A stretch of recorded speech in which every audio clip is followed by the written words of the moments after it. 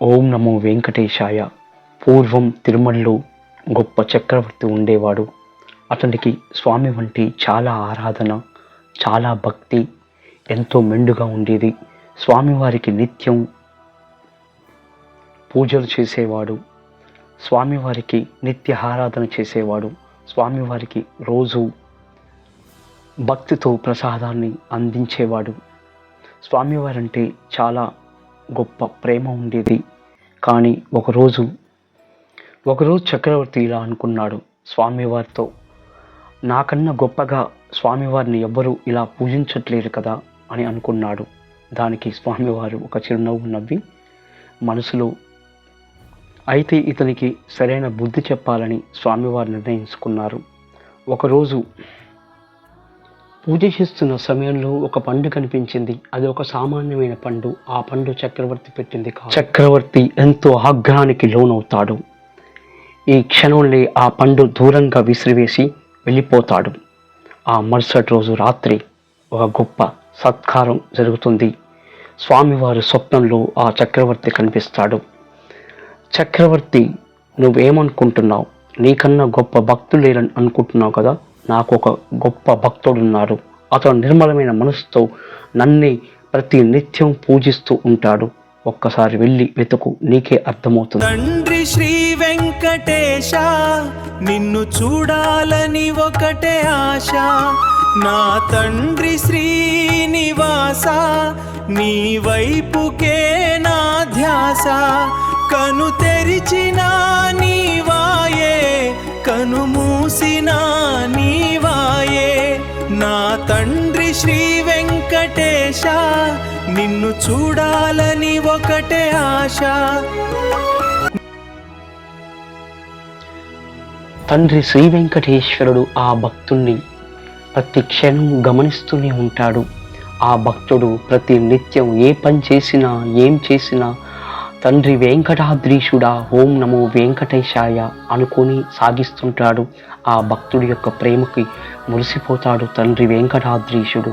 తండ్రి శ్రీ వెంకటేశ, నిన్ను చూడాలని ఒకటే ఆశ.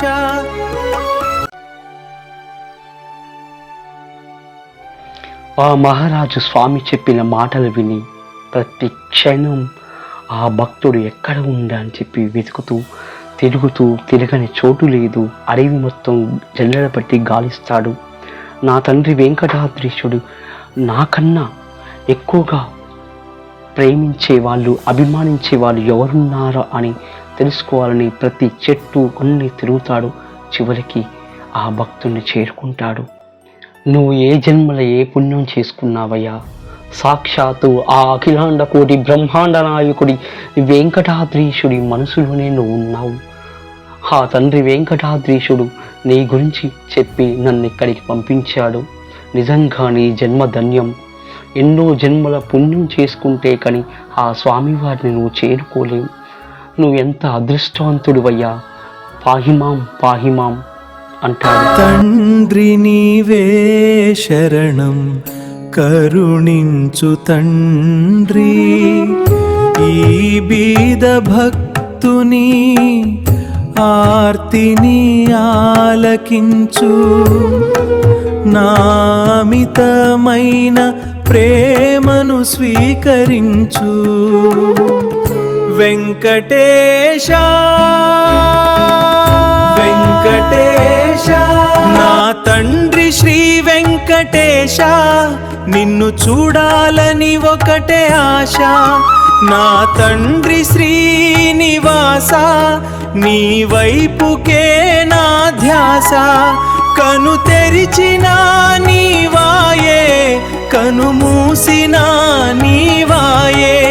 నా తండ్రి శ్రీ వెంకటేశ, నిన్ను చూడాలని ఒకటే ఆశ. ఈ కథలోని ముఖ్యంగా మనం తెలుసుకోవాల్సిన విషయం ఏంటంటే, భక్తుడు స్వామివారి మీద నిజమైన ప్రేమ కలిగి ఉండాలి. ఆ ప్రేమకి స్వామివారు పొంగిపోతారు. ప్రేమతో చిన్న పండిచ్చినా చాలు తన మనసులో పెట్టుకుంటాడు.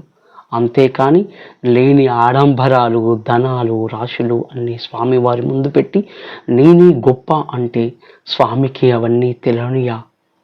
వాడి గురించి ఏం మాత్రం పట్టించుకోడు. ఆ ఏడుకొండలవాడ వెంకటాద్రీశుడు. వెంకటరమణ గోవింద గోవింద ఆపద ముక్కులవాడ అనాథరక్షక అఖిలాండ కోటి బ్రహ్మాండ నాయక గోవింద గోవింద అని పిలవగానే అరసెకండ్ కూడా ఆలస్యం చేయకుండా వచ్చి ఆదుకుంటాడు నా తండ్రి వెంకటాద్రీశుడు.